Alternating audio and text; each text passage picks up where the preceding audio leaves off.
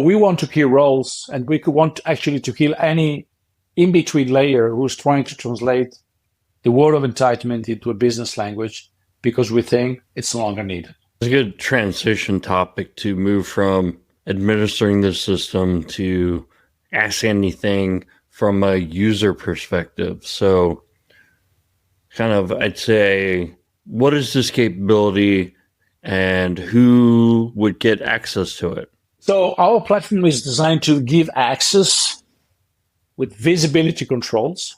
And then I'll talk about that, how we ensure visibility or proper access restriction.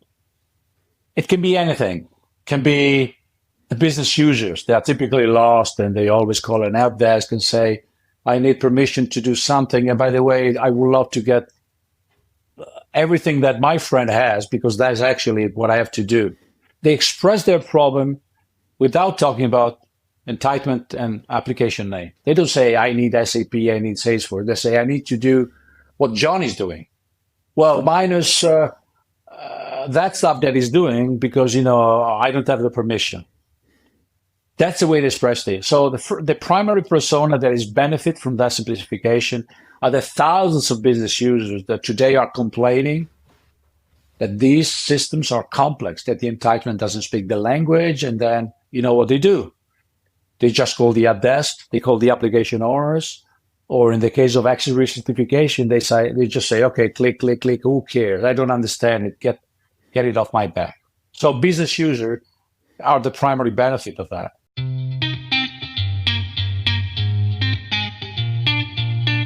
This is Identity at the Center. If it has anything to do with IAM, this is the go-to podcast. Now your hosts, Jim McDonald and Jeff Stedman.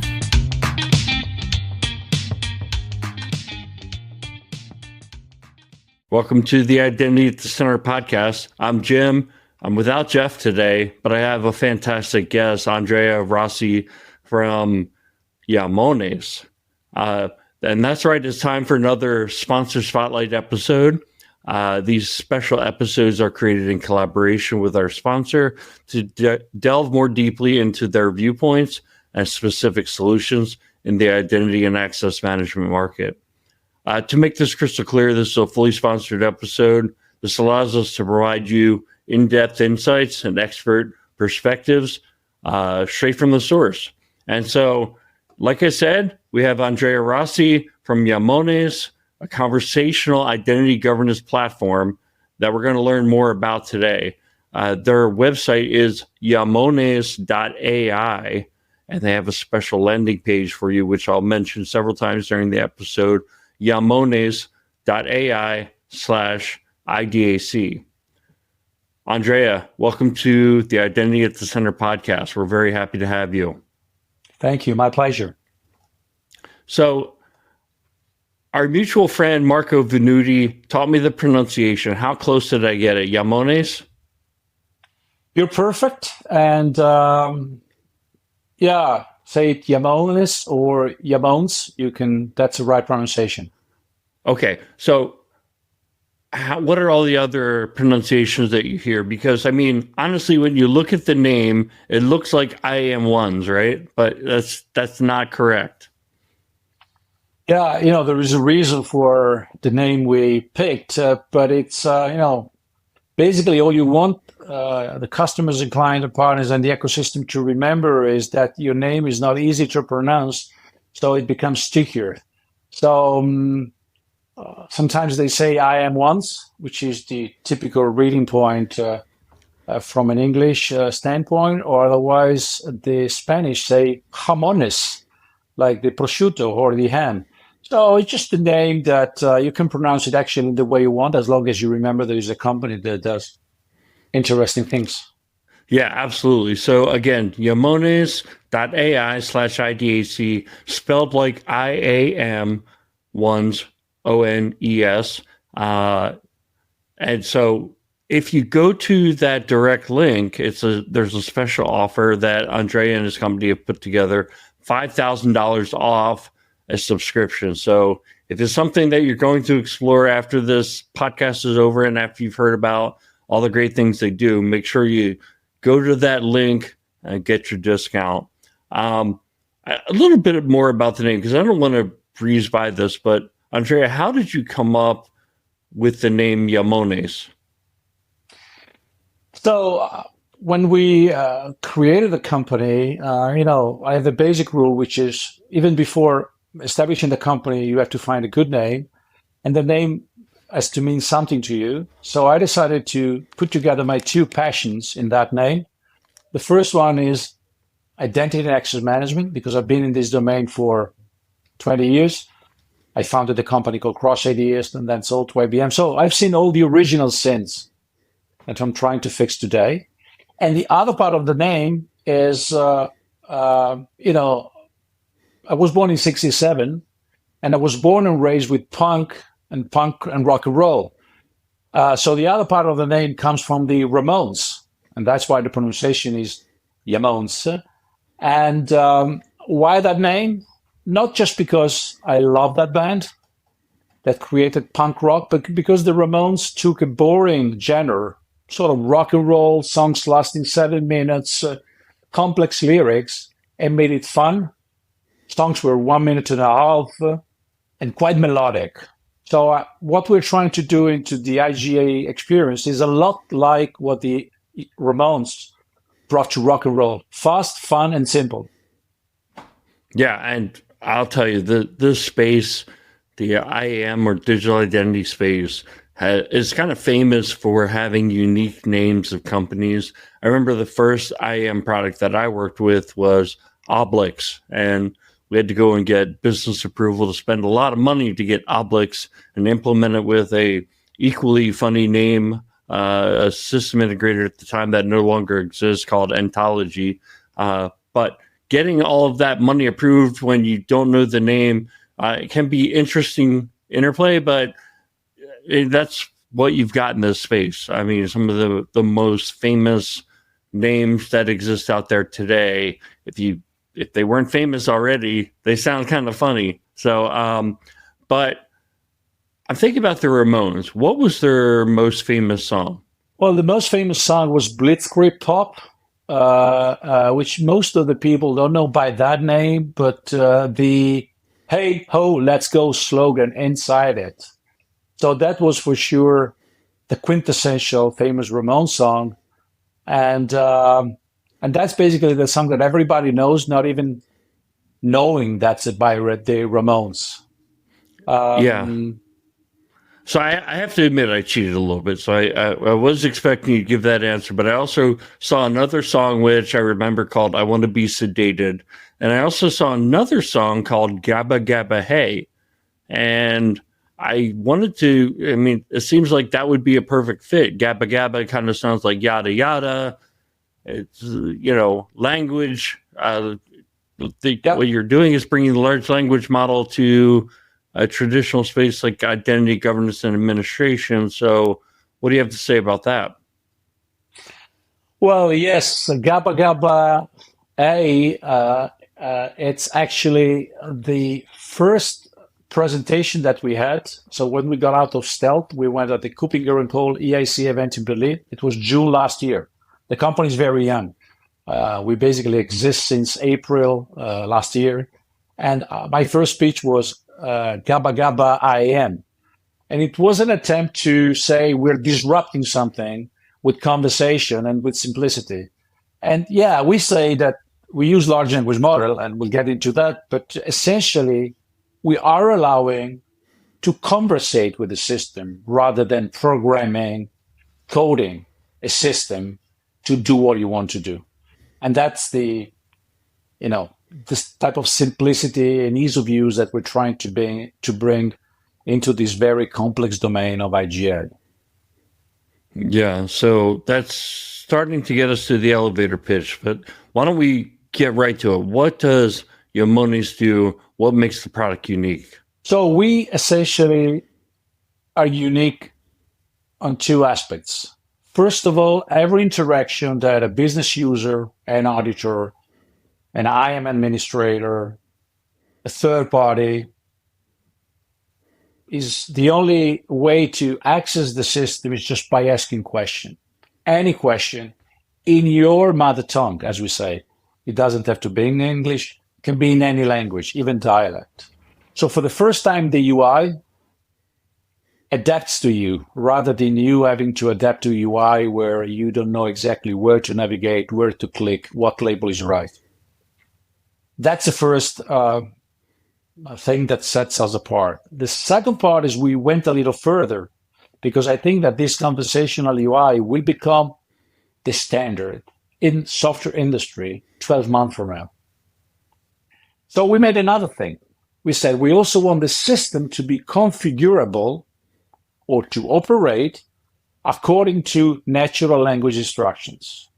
So you tell the system as we speak, this operational duty policy, it's that permission. If it's with that permission for that department, then there is a risk which is made this and that. So it's like explaining what to do to a human. And same applies for anything in the platform. And that's a configuration of how the system, the IAMONES identity brain, resonates on your data. And what I mean by your data, I mean the data that are represented by user account permission roles, a bunch of data which is sitting on-prem in legacy application that we are able to augment and give life again. So you say you augment that legacy IAM application, you don't replace it? No. I think that clients have gone through blood, sweat, and tears of implementing provisioning. Okay, you could call it IGA, identity, but I've seen plenty of clients. They've gone through very painful implementation of connectors with hundreds of applications. And maybe when it comes to security controls and workflow, they do very little, but they spend a fortune integrating.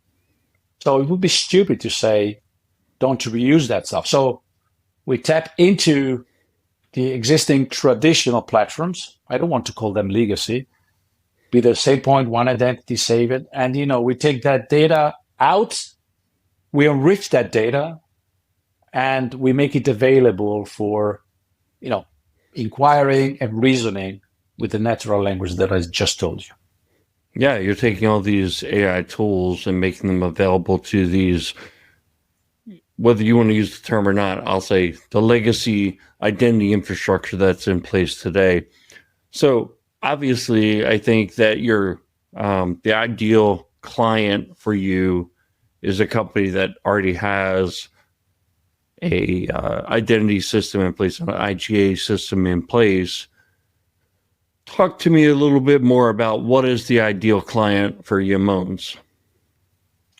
So the ideal client is a large enterprise that has implemented some sort of identity management. Maybe, they implemented Oracle IDM years ago. Maybe they have gone through SailPoint, IAQ, or One Identity or Savient, or maybe they are going to more SaaS version, but they have gone through a program of implementing IGA to some extent.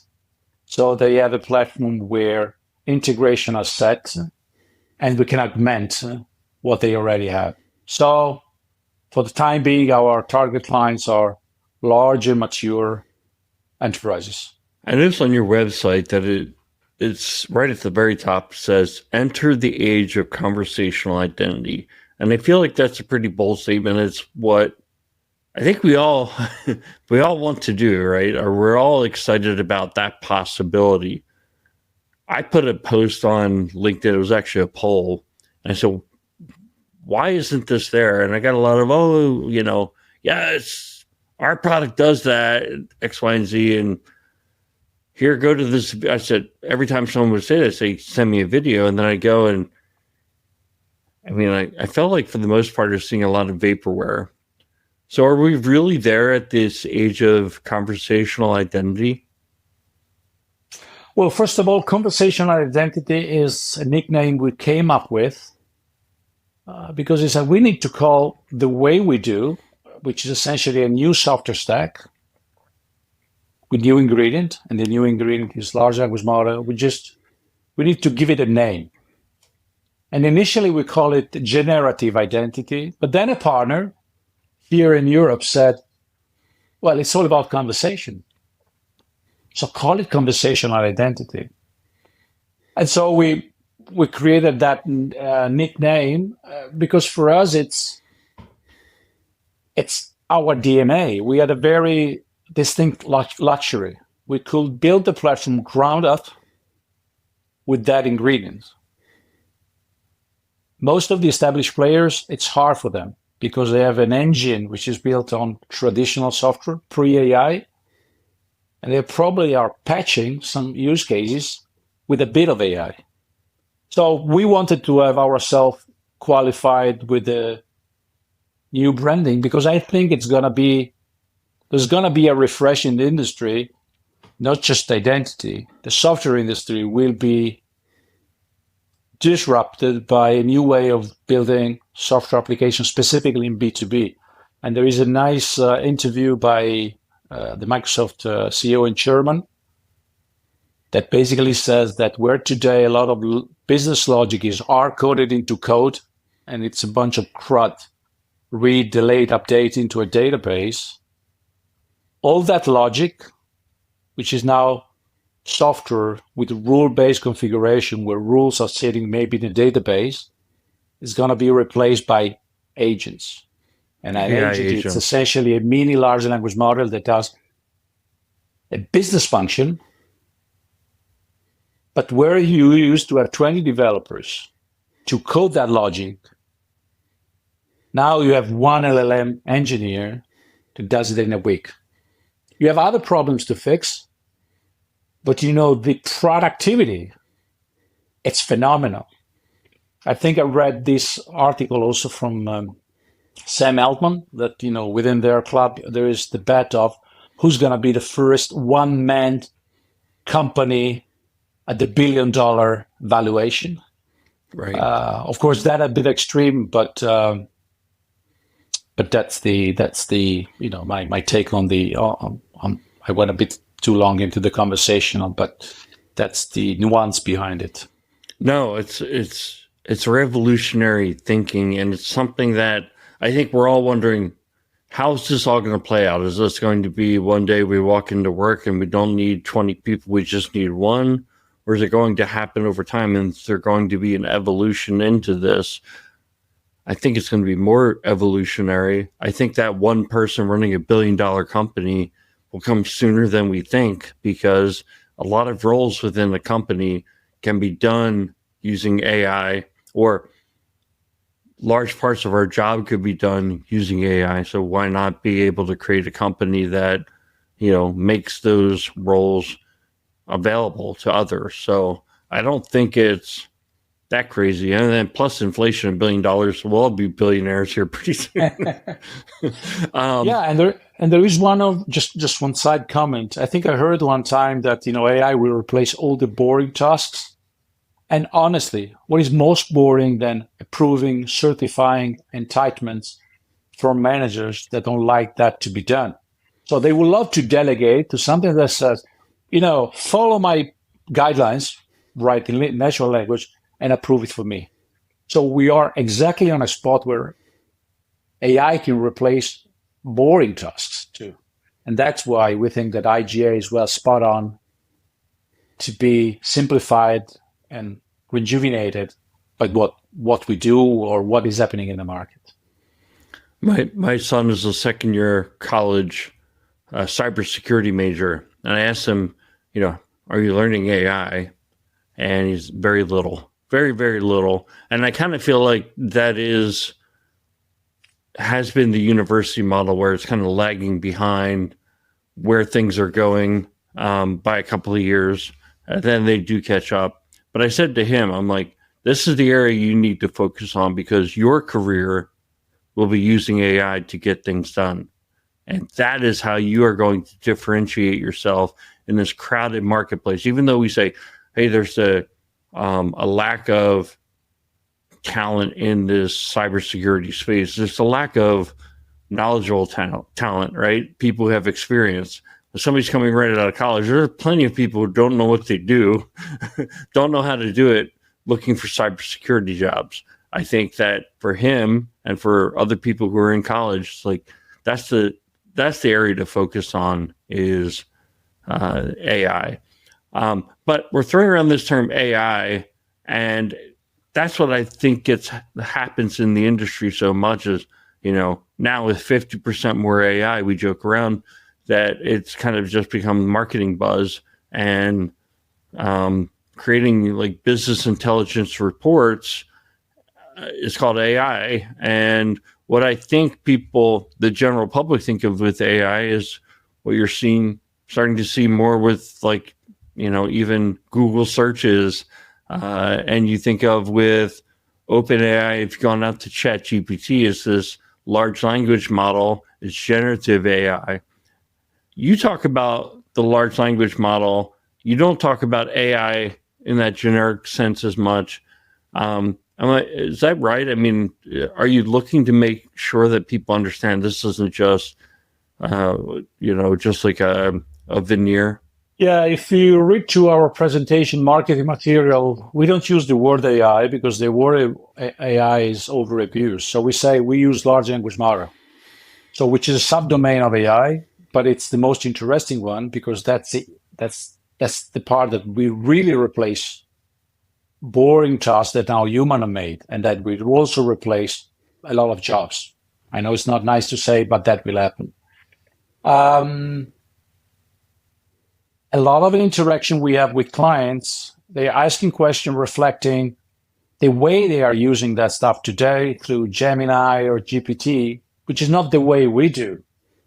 We use the ingredient to rebuild a B2B software stack, and that's a new part that clients still have to be adapted with, understanding that their B2B products will be rebuilt with a new ingredient, and they will become easier. So we are in a transitioning moment, and will it happen overnight? We're moving to a UI where you just add things or system that can be configured in natural language? No, for a simple reason. The software market we know, with the UI done in a certain way, with coding done in a certain way, has 50 years. But it won't take 5 years. It will take 2 years. So the revolution will be dramatically faster because you see, and they are taken by surprise. So university and colleges are taken by surprise. Companies are taken by surprise. And so they try to stop the flood with one finger, say, don't do that, don't do that. But in reality, it's so bloody convenient that it's impossible to stop. And I think that convenience wins. And what we do is just convenient. I couldn't agree more. Okay, I want to really drill into the solution. So we're talking about large language model for your existing IGA implementation. So as an administrator of an IGA system, I've got to do back-end work. I've got to configure the system, create policies, etc., create roles. As a user of the system, I need to interact and get things done. I might need to request access for somebody that works for me. I may or may not know the access. So those are the two areas: IGA configuration using large language model and IGA user. And I think you call this ask me anything via large language model. So first, I'd love to dig into the IGA configuration with large language models. So let's stick there for a minute if we could. What is this and why is it helpful for the company that has an existing IGA infrastructure? So say that you have implemented your traditional IGA and you spent blood, sweat, and tears. It's connected to 200 applications. And you have a wealth of data, user permission requests, the roles that you have created in your legacy. Now, one of the issues, it's really reasoning or doing stuff on those data and say, I need to implement a very complex separation of duty policy. I need to implement a very sophisticated security policy that tells me every permission which has been granted for less than 2 minutes and belong to a list of privileged permission, and then the guy might also have another permission, these type of complex correlation policies are basically impossible to implement in traditional identity platform. This is just the example of security policies, which is, again, typically one of the things you would like to do with traditional software, but you can't. So in our case, you take everything which I said and you say, all right, so the security policy that I want to apply is if a user has this list of permissions out of this application, and you name the permission and you name the application as you call them, as they are stored in the database as their name. And if you say, if this permission has been granted and revoked and lasted less than 2 minutes, then it's suspicious. So this type of what I just described, it's a complex instruction in natural language that you give to us, and we are able to reason on your data that we take and extract out of your legacy platform. That's a complex use case of configuration. A very simple one, it's enriching descriptions of your permissions. So your permission out of SAP, Salesforce, whatever, are stored in SailPoint. There is the permission name, and then there is no description. Why? Because the application owners hate to contribute to description. So imagine that in our platform, you allow the application manager to upload their spreadsheet, their manual, their document, where already have spent tens of time what that entitlement does. And our system takes it and populates the data, and that enriches semantically the description without you to wait a month and probably spending under 50,000 euro of process consulting and upload of data. So this is the simplest instruction, one of the simplest example of instructing the system to do something in natural language. Just upload a file, name, description, and the system crunches and pretty much like a human. You give that and say, all right, got it, I'm going to do it. The other example of a security policy is probably on the more complex side of instructing it. All these instructions in natural language are basically something that we funnel into our identity brain. And it does the reasoning, combining these instructions with your data, and your data coming from your legacy data. Okay? There's no magic here. It's reasoning on data. Data is oil, and that's why we take your existing data and we are able to amend them with reasoning.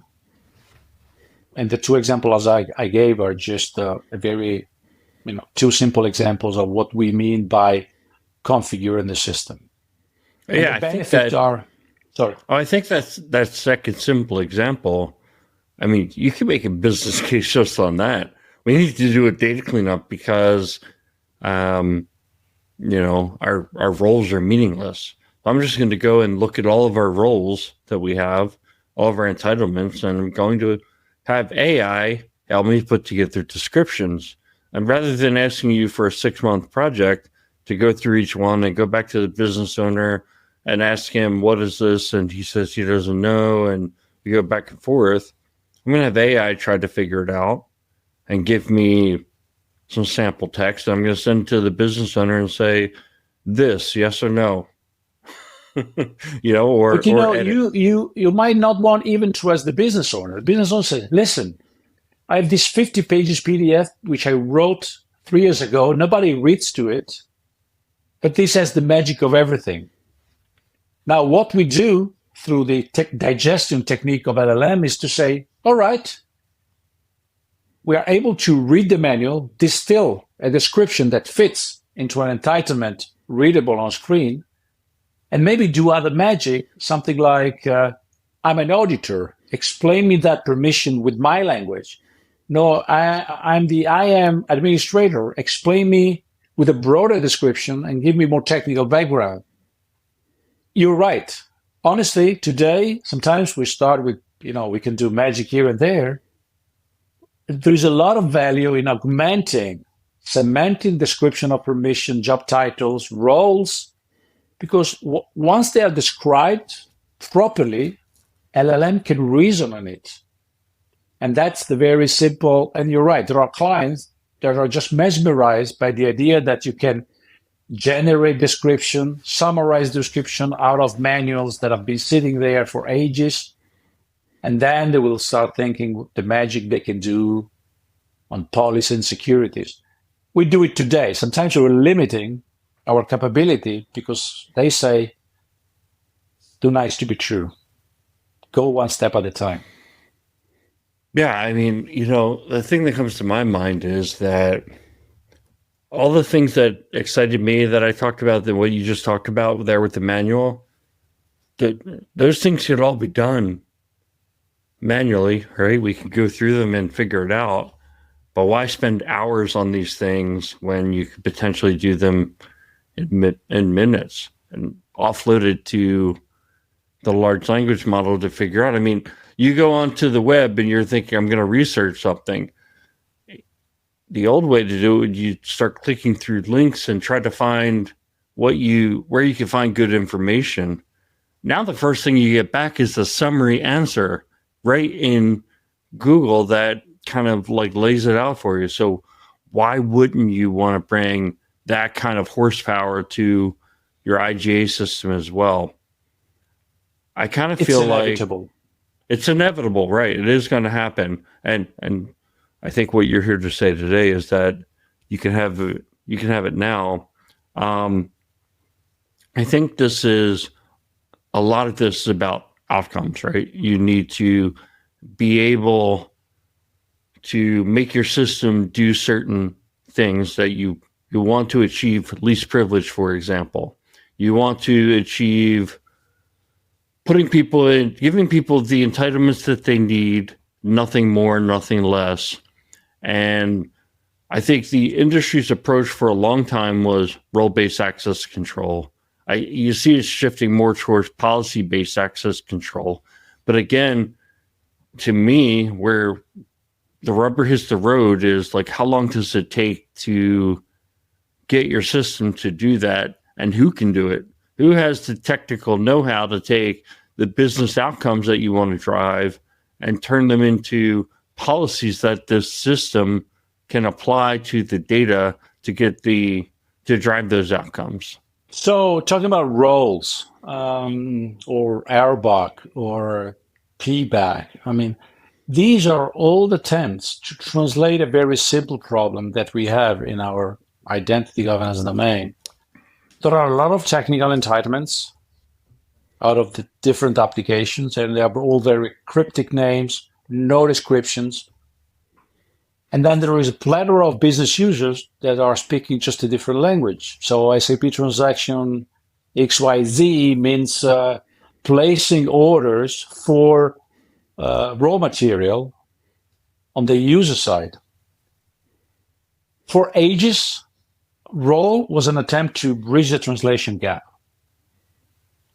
And the principle of saying, I'm going to aggregate permission and give it a meaningful business name was the only way available up until large language model. The only issue out of that, and I think you know it well, we got the paradox that now there are companies with more roles than people. And you say, okay, I don't get it. Roles were supposed to be a fraction of people. And now you're sort of, there's a role explosion that costs me millions a year to consultants who are maintaining, reviewing that. We want to kill that. That's an old practice. If we say, if you have a proper description in every business object attached in your database, we call it temporal identity graph, and there is description for entitlement, for roles, proper description, now we can reason on them.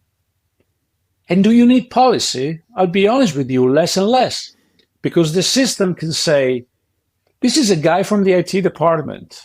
No, let's put it the other way around. This is a guy from the marketing department, and he has 3 permissions with a description that it means marketing, and then 1 description that means privileged data administrator. It doesn't make any sense. And, it's like if you read it, He says, it can't be. There is a violation in principle. Is there a policy for that? No. That's one of the examples of something that we get out of our platform, and we call it a coherence check. If a description doesn't match with your job function, alert.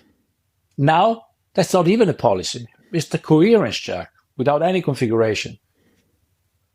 In the old days, policy, click, rules here and there. So we want to kill roles, and we could want actually to kill any in-between layer who's trying to translate the word of entitlement into a business language, because we think it's no longer needed. It's a good transition topic to move from administering the system to ask anything from a user perspective. So I'd say, what is this capability and who would get access to it? So our platform is designed to give access with visibility controls. And then I'll talk about that, how we ensure visibility or proper access restriction. It can be anything. It can be the business users. They are typically lost, and they always call an help desk and say, I need permission to do something. And by the way, I would love to get everything that my friend has, because that's actually what I have to do. They express their problem without talking about entitlement and application name. They don't say, I need SAP, I need Salesforce. They say, I need to do what John is doing. Well, minus that stuff that he's doing, because, I don't have the permission. That's the way they express it. So the primary persona that is benefit from that simplification are the thousands of business users that today are complaining that these systems are complex, that the entitlement doesn't speak the language, and then you know what they do. They just call the help desk, they call the application owners, or in the case of access recertification, they just say, okay, click, click, click, who cares? I don't understand it, get it off my back. So business users are the primary benefit of that. Auditors, if you think about how much time auditors are asking, tell me about this, tell me about that, I want a report. And you have these poor IAM administrator folks that they need every day to extract data, to create a new report, new columns, new stuff. This stuff is gone. You say, dear auditor, that's my system. Ask any question. And also, the auditor might say, let me check if this violation took place in the past. So auditor, risk manager, security people having to control the posture are, I would say, the secondary beneficiaries of this. But the reality, also traditional IAM administrator, once they see how to create a security policy, they will say, wow, I'm going to jump on it, because instead of waiting a month and spending, an avalanche of money, I can do it myself. It's my PDF. It's written properly. And in fact, we say the PDF, the natural language, is the new code. And I think that clients and consultants will have to pay more attention to what they write in the documents, because they will get into the reasoning, cycle. So that's the beneficial. Again, business user, auditors, for sure, these are the two audiences that are screaming for just asking things in their language, and the system to adapt and understand their language, instead of having the other way around, where you need to make sure that you ask things in the way that the system understands. So is IAMONES going to be smart enough to say, okay, here comes Jim, and he is a business user, and he can do X, Y, and Z, but here's Andrea. He's the system administrator, and he can do everything, A through Z. How will it know to restrict that? Does it leverage the permissions that were set up in the legacy, or is this something you train the system on? No, there is no training, and that's an important remark to make. There is no learning period with our software. You plug into your data, and in 2 minutes, you're able to inquire them in natural language and give natural language instruction. So how do we ensure that the right people are seeing the right data and asking the right question? And I'll tell you more. We also need to make sure that tricky questions are blocked. Yeah. So what are the attributes that we use to segment the visibility on data? And what I mean by data, I mean your IGA data that might be sitting on SailPoint. And also, how do you ensure that some questions like risk checking, security check type of questions, a business user can't test them? We had to develop what we call an LLM firewall, which is essentially is an LLM model that does just the tasks of, saying you can't ask this question, or yes, you can ask this question, but just on the data, you're the finance department. You go there, you go here. So we call it LLM firewall, and it's a crucial component for ensuring, again, not just visibility of data, but now we're asking questions. So we need to make sure that we block some type of question. And what I mean by some type is that the model can understand that you're asking a question about, is John violating the least privilege policy?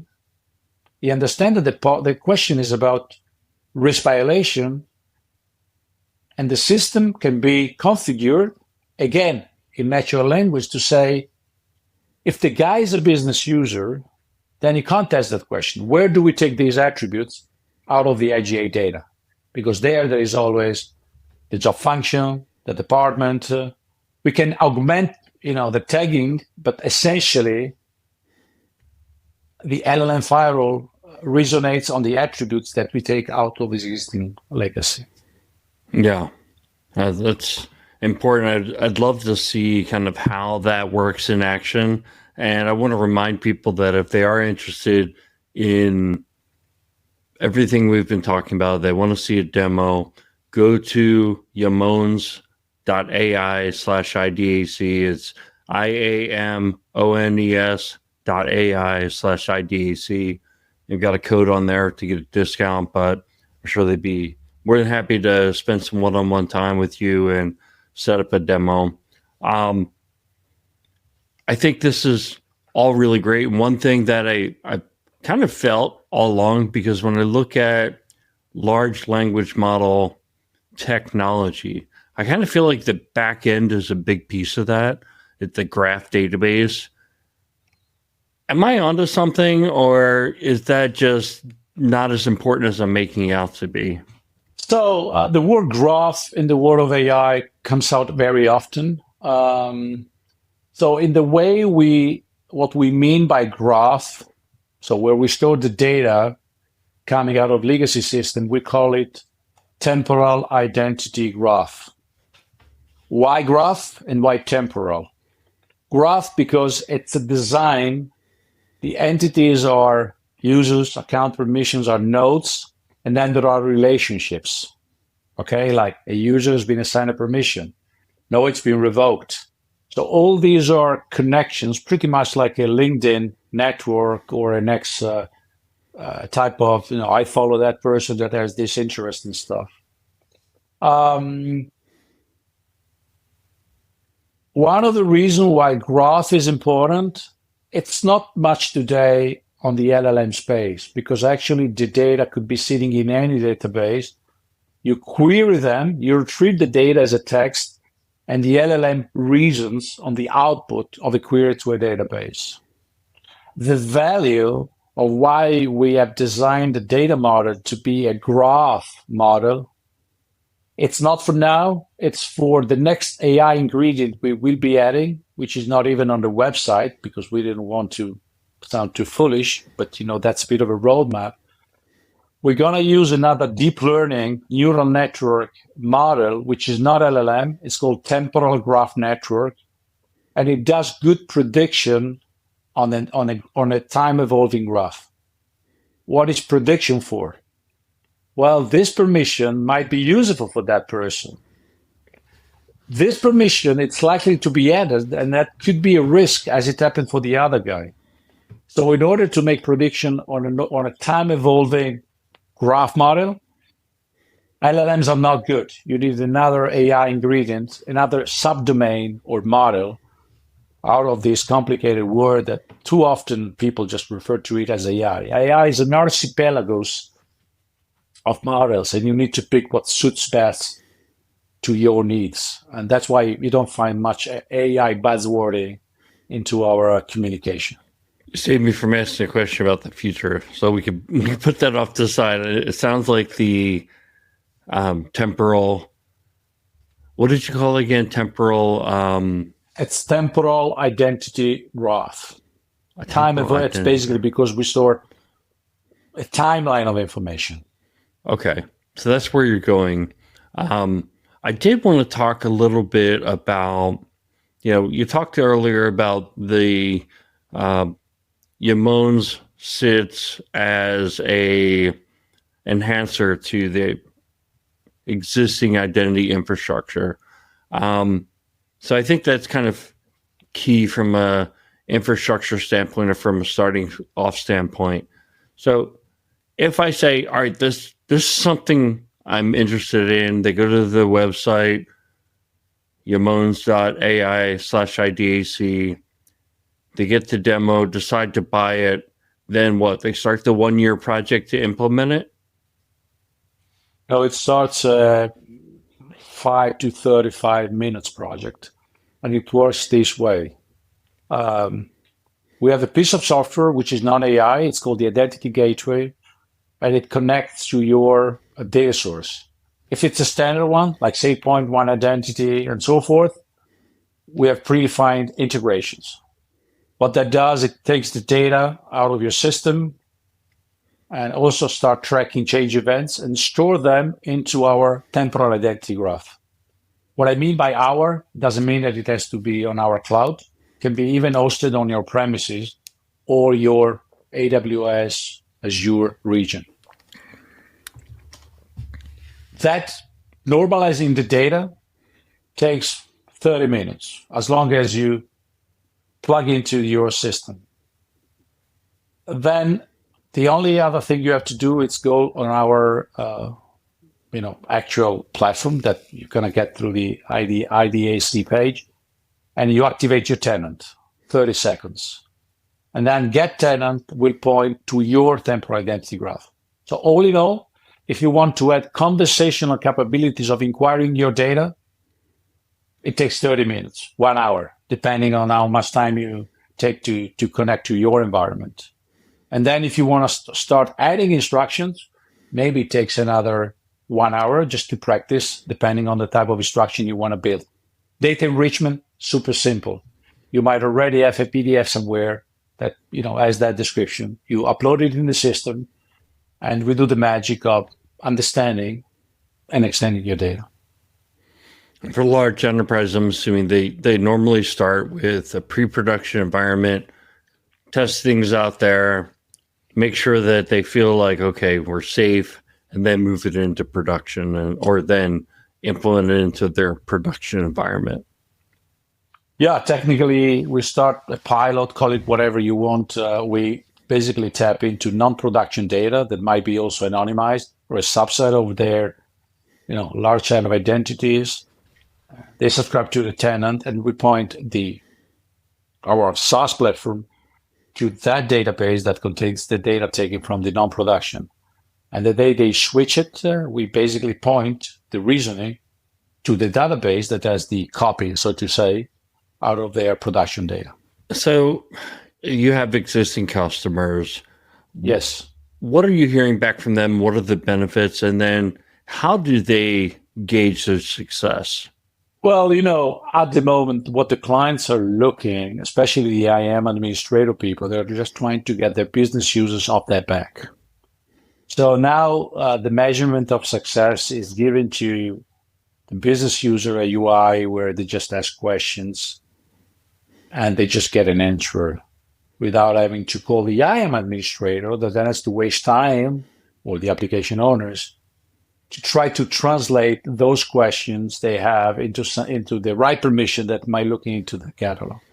So today, it's all about convenience. And if you think about the reporting issue, so imagine today you have your business user and they want a report.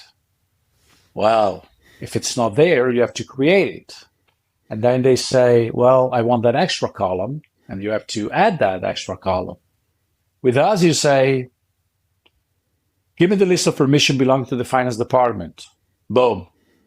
Well, add me the department column. Boom. Please reply in German because I have subsidiary in Germany. Boom. Period. So the business users benefit from that because it's just ask. But the IAM administrator get all the burden of following all the requests out of business user for stupid things like an extra report, an extra column, an extra language. That's all gone. There's no longer the multi-language UI is gone with large language model. In our system, we also make fun. We ask questions in local dialects in Italy, in Germany, and the system replies in the local dialect, which makes the demo very funny. But think about a company that has, our client in US, the first one who was on board, I think they have, Spanish, English, and few European countries' languages. How do you maintain a multi-UI into SailPoint? That's what they have.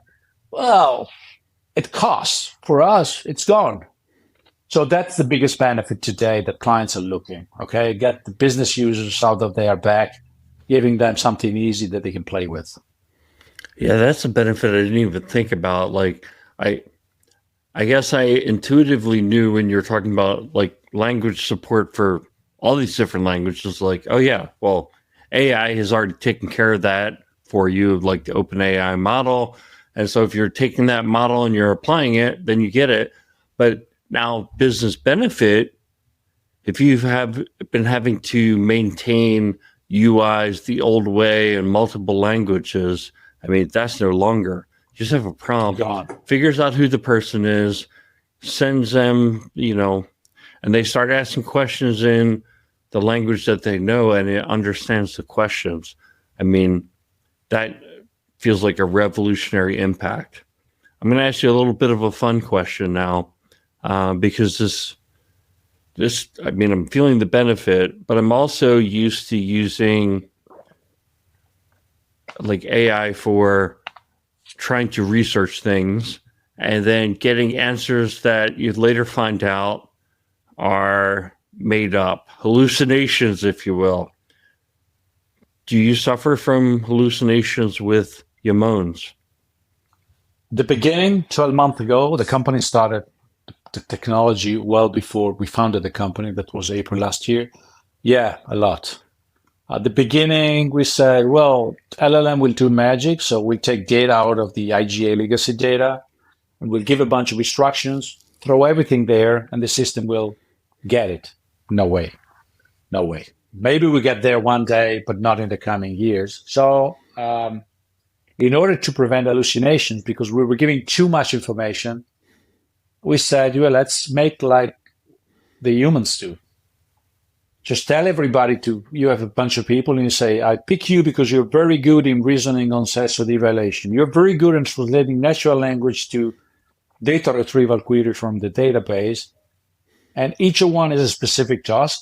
And with that, strict guardrail, a lot of context, and task specific, we have avoided hallucination. Yeah, not avoided. I mean, it's like bugs. You always have a minority of hallucinations. But, at the beginning, it was the problem. Now it happens, one time every 6 months, okay? And then it's easy to fix because it's like adding extra context and eventually making the guardrail narrower. So this practice of taking the big elephant and eating it bite by bite, it's going to become the standard when you develop business software application. And it's essentially, if you look at legacy or pre-AI software stacks, there are components of code that does components of business logic. The new AI stack, it's those business components of business logic are nothing more than instructions or prompts, guardrails given to an LLM. And what I mean by LLM, us, we work across LLM. So we're not tied to a specific one. Although today we use a combination of OpenAI and Anthropic Sonnet. but we are going to replace some tasks with some other LLM. Why we do that? Because these horizontal LLMs, they improve and they become cheaper and faster. So, but long story short, the way to prevent hallucination is you give very guided restriction to mini LLM, each performing a single task within what we call the identity brain. And the funny note is the guy who has developed that is my fellow shareholder, head of AI. He's 24. He has no experience whatsoever in software. And actually, that's what I wanted. Otherwise, they just go back complaining about the good old days where you can programmatically do everything. Yeah, but it takes 6 months. Interesting stuff. Well, Andrea, this has been a really interesting episode. I want to remind people again, IAMONES, IAMONES.ai/IDAC for more information to take the next step in exploration on this journey. There's also going to be a lot of links in the show notes, including the link to that PCU that you talked about with Satya Nadella, the AI agents. I think that's absolutely fascinating, and I think people can easily go down a rabbit hole with the whole AI agents and how things are going to be in the future. Our tradition on the show is to end things with a lighter note. Andrea, you're in Italy. You're an Italian.